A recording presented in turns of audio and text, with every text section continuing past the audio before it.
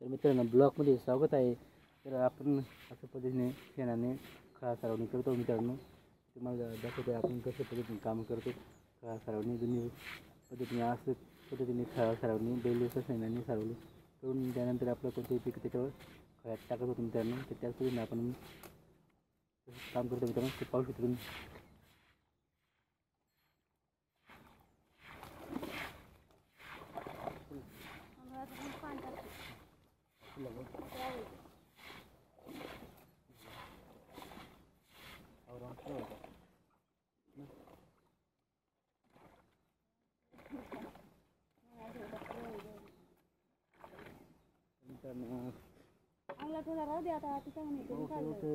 असं पद्धतीने आपलं काम सुरू आहे। आवाज नको करत मित्रांनो। असं पद्धतीने आपलं काम सुरू आहे।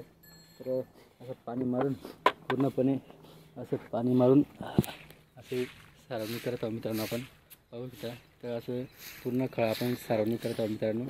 आणि असं शेणानं पूर्ण आपण ट्रॅक्टर फिरवले होते काल।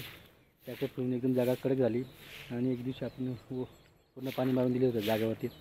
पाणी मारून पूर्ण ते ट्रॅक्टर फिरून लय मस्त कडक झालेले, म्हणजे आपल्याला दाणे इकडे तिकडे जातील।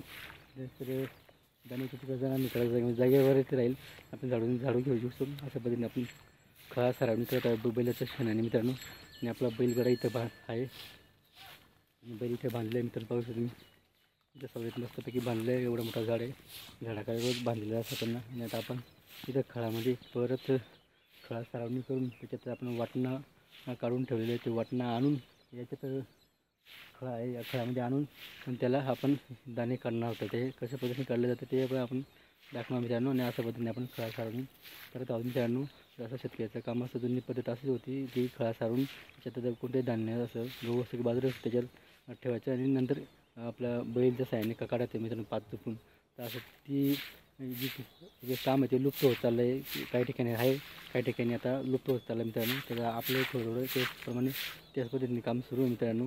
जुनी पद्धतीनुसार मित्रांनो आपल्या अशा पद्धतीने खळा सारवणी करून आपण पुढचं काम करा मित्रांनो। व्हिडिओ आवडल्यास लाईक शेअर करा मित्रांनो। आपल्याला सबस्क्राईब करा। जय जवान जय किसान मित्रांनो।